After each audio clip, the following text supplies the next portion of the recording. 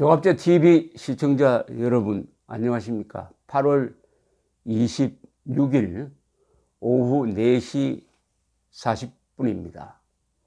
어제 시네큐브라는 영화관에서 제가 영화를 하나 봤습니다. 휘트니라는 영화입니다. 4년 전에 죽은 휘트니 휴스턴, 유명한 가수죠. 유명한 가수가 아니라 뭐 최고의 20세기 최고의 가수라고도 합니다. 그 실적이 보면 대단합니다. 그래미상 6번, 7회 연속 빌보드 싱글 차트 1위, 누적 음반 판매량 1억 7천만 장, 그리고 케빈 코스트너와 함께 나온 영화 보디가드. 그러나 너무 일찍 49살에 죽었습니다.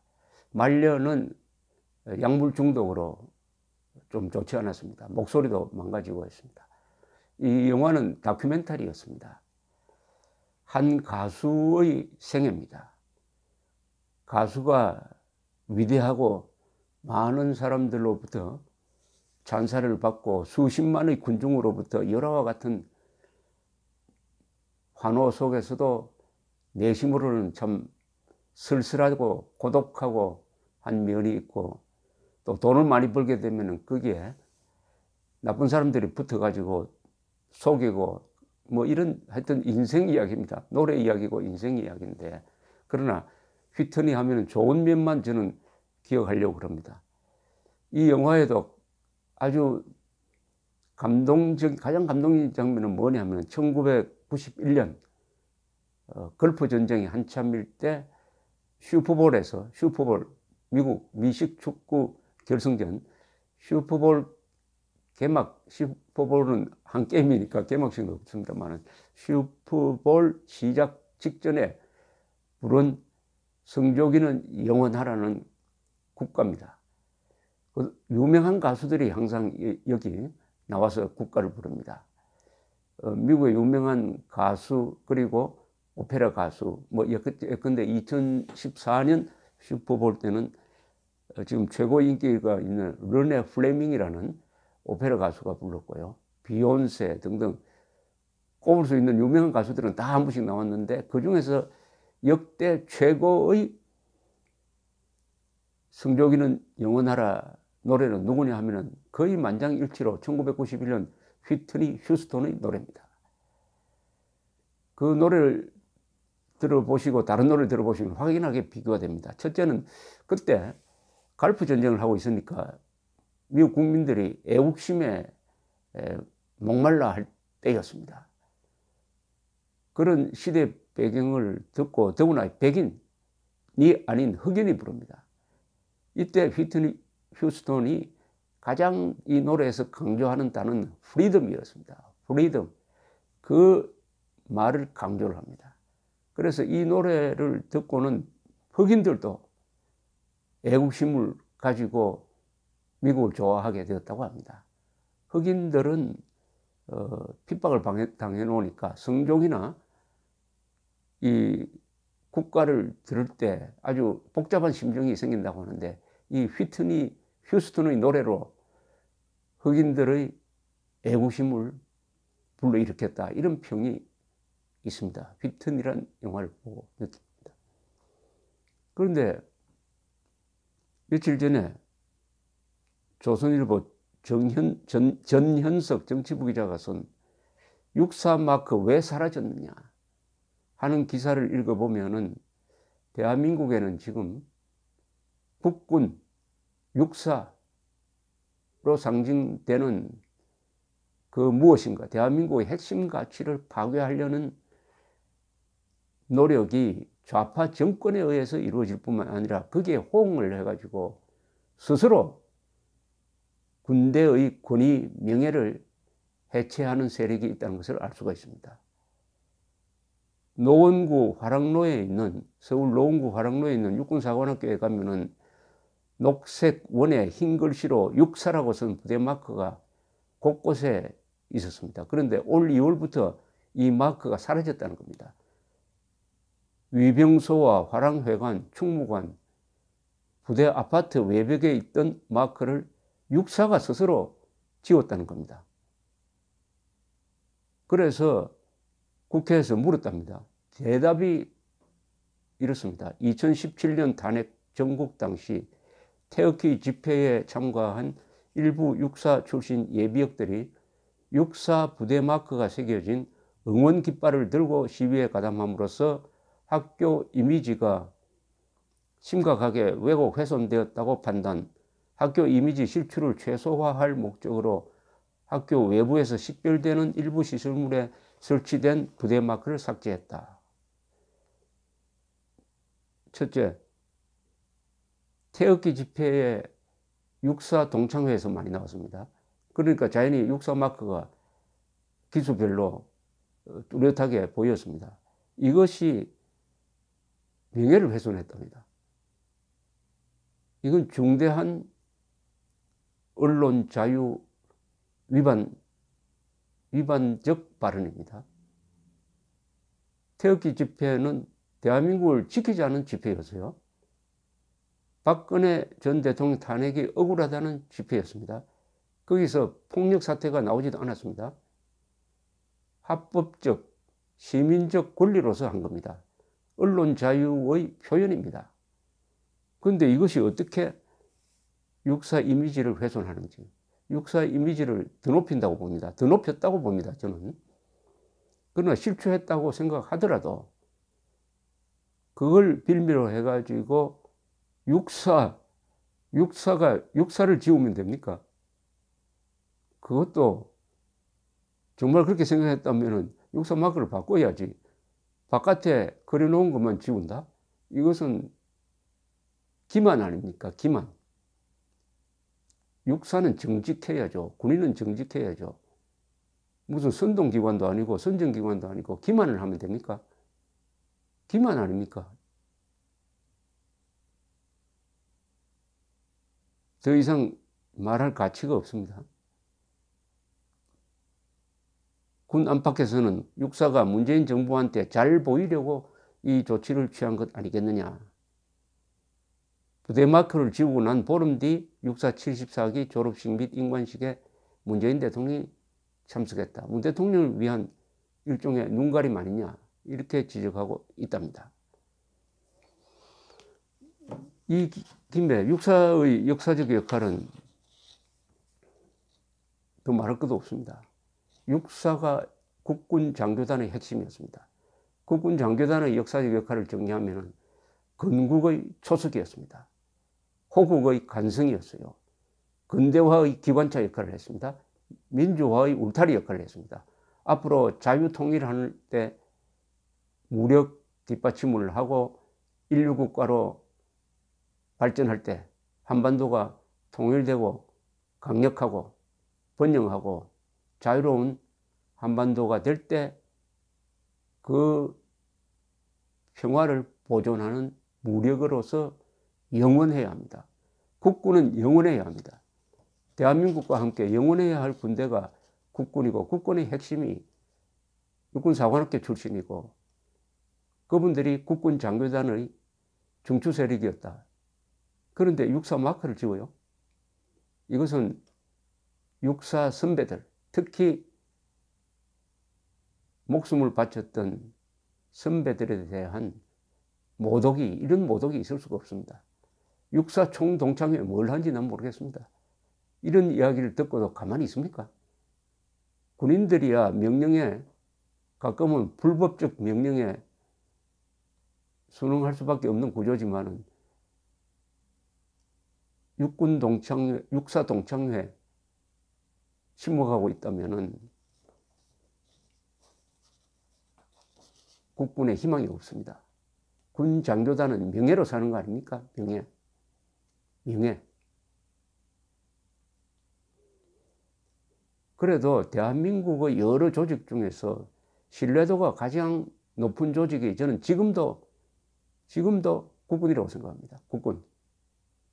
그런 통계가 과거에도 많이 있었습니다. 최근에 그런 통계가 안 나와서 최근 동향은 알 수가 없지만은 이렇게 망가뜨려도 아직 국군에 기대를 합니다. 헌법이 제5조에서 국군은 국가의 안전보장과 국토방위의 신성한 임무를 수행하며 정치적으로 중립한다 라고 못을 박은 것도 신성한이란 말을까지 썼으면서도 국군의 위치를 거의 국가 수준으로 더 높인 것입니다. 신성한입니다. 헌법에 신성한 대통령, 신성한 국회 안 나옵니다. 국군에게만 신성한이란 말을 씁니다. 거기에 걸맞는 명예, 용기 있어야 되는 거 아닙니까? 그만한 실적을 쌓은 육군사관학교입니다. 군대입니다. 육사 출신 대통령이 세 사람입니다. 이승만, 전두환, 노태우. 죄송합니다. 박정희, 전두환, 노태우. 박정희, 전두환, 노태우. 이 세 사람이 대한민국을 망가뜨린 사람입니까? 박정희, 부강병을 노선으로 민주화의 토대를 만든 사람입니다. 전두환, 집권할 때는 피를 흘렸지만은 7년 단임 약속을 지키고 마지막에는 6.25 선언을 통해서 직접 선거, 대통령 직선제를 받아들여서 민주화를 시켜놓고 물러났습니다. 노태우, 이분은 민주화를 직접 한 사람입니다. 물태우라는 욕을 먹어가면서도 언론 자유를 보장하고 해서 민주화를 실천한 사람입니다. 육사 출신들은 박정희, 전두환, 노태우 세 사람을 자랑해야 합니다. 근데 부끄럽게 생각합니까? 그렇다면은 육사는 희망이 없습니다. 그런 역사관 가지고, 그런 이념관 가지고는 희망이 없습니다. 지난 6월에 미국 갤럽에서 여론조사를 했습니다. 미국에서 가장 존경받는 조직은 뭐냐? 압도적으로 군대였습니다. 74%가 군대를 신뢰한다. 20%가 어느 정도 신뢰한다. 즉 94%가 군대를 신뢰합니다. 오늘 존 맥케인 상원 의원이 별세하니까 마치 대통령 죽은 것처럼 미국 언론이 그분을 추모하는 기사로 채우고 있습니다. 제일 중요한 이유가 존 맥케인 상원 의원이 해군 사관학교 출신의 조종사로서 월남전에 참전했고, 그리고 격추당해서 포로로 6년간 고생하고 나왔다. 이분은 아버지도 해군 대장 제독, 할아버지도 해군 대장이었습니다. 군문입니다. 군문 출신. 그러니까 존 맥케인 상원 의원이 대통령 후보까지 되었던 거 아니겠습니까? 바로 군인이었다는 것이 이렇게 자랑스러운 것이죠. 대한민국 국군, 미국 군대에 비해서 절대 떨어지지 않는 자랑스러운 역사를 갖고 있습니다. 그러니까 이 데이비드 R. 휠러라는 탐파대학 언론학 교수는 CNN에 기고한 글에서 빈 라덴 사살 작전을 지휘하였던 해군 제독 출신 윌리엄 H. 맥라번 퇴역 장군을 2020년에 민주당 후보로 추천한 글을 썼습니다. 이 사람은 최근 트럼프 대통령에게 공개적으로 반기를 든 사람입니다. 왜냐하면 자신과 손을 잡고 빈 라덴 사살 작전을 같이 지휘했던 존 브랜넌 전 CIA 부장이 트럼프 대통령을 공개적으로 비판하니까 트럼프 대통령이 아주 비열하게도 브랜넌이 갖고 있던 비밀인가 허가증을 취소해버렸어요. 그게 반발해가지고 그럼 내 것도 취소하라. 이렇게 대들었던 사람입니다. 그러니까 맥라번 같은 사람을 아예 대통령 후보로 밀자. 군 출신이기 때문에 국민들이 믿어줄 것이다. 이런 글이 나올 정도 같으면 미국에서는 군인은 일단 존경하고 봅니다. 그렇다고 미국 군대에 문제가 없겠습니까? 있어도 언론과 정치가 보호를 해주는 거죠. 우리는 언론과 정치꾼들이 국군을 작살내고 국군을 발가벗기고 하는데 전력을 다하고 있는 거 아닙니까? 더구나 전쟁 중인 군에 이렇게 할 수가 있습니까? 이스라엘은 군에 대한 일체의 비판을 못하게 합니다. 군 작전을 보도하지도 못하게 합니다. 언론 검열을 군에서 하고 있습니다, 지금. 그렇다고 해서 이스라엘을 독재 국가로, 언론 탄압 국가로 누가 봅니까? 전쟁 중인 나라에서 국군을 보호하기 위한 언론 통제는 필요한 겁니다. 아니, 필수적인 겁니다. 한국은 반군 선동꾼들 앞에 군대가 완전히 고깃덩어리처럼 던져져 있습니다. 지금 기무사 계엄령 검토문건이라는 말도 안 되는 문건을 쿠데타 계획으로 몰아가는데 방송이 앞장서고 언론이 앞장서고 여당 국회의원들이 앞장서면은 국군이 어떻게 되는 거죠? 왜 그러면은 선진국일수록 국군을 존중하느냐? 첫째, 국군은 무장집단입니다. 존중하기 전에 국군을 두려워해야죠. 국군의 명예를 실추시킨다든지 국군을 화나게 하면은 결국 정치인들의 손해를 보더라 하는 교훈이 있을 겁니다. 아마 우리나라도 고려시대 때 문신들이 장군들을 창피하게 만들었다가 당한 게 무신난 아닙니까? 무신난. 5.16도 왜 일어나느냐? 그 원인 중에 하나는 장면 정부 시절에 정치인들이 군 장교들을 멸시하는 게 우라통이 치밀어 가지고 일어난 면도 있습니다. 면도 있습니다. 왜냐? 무기를 든 사람입니다. 무기를 든 사람은 무섭고 존경스럽고 이렇게 대우를 해가지고 나라를 지키는 데 전념하도록 해줘야죠. 어쨌든 미국에서 군대가 신뢰도 1등이고 94%의 국민들이 군을 신뢰한다. 대한민국도 그 정도 94% 정도의 신뢰를 받아야 되는데 지금 정치 선동꾼, 좌익 세력, 종북 세력이 합세를 해가지고 군을 난도질 하는데 그렇다면은 군대가 스스로 지키는 수밖에 없습니다. 대한민국 국군은 응원 부대가 없다고 봐야 됩니다. 그럼 스스로 지켜야죠. 스스로 뭘로 지킵니까? 첫째, 이념으로 지켜야죠. 가치관으로 지켜야죠. 역사관으로 지켜야죠. 우리가 뭐 잘못했느냐? 잘한 일밖에 없다. 이렇게 나와야죠. 바깥에서 잘못했다 하니까 잘못한 게 없으면서도 아, 잘못한 게 있구나 하면 그때부터 노예근성입니다. 노예근성.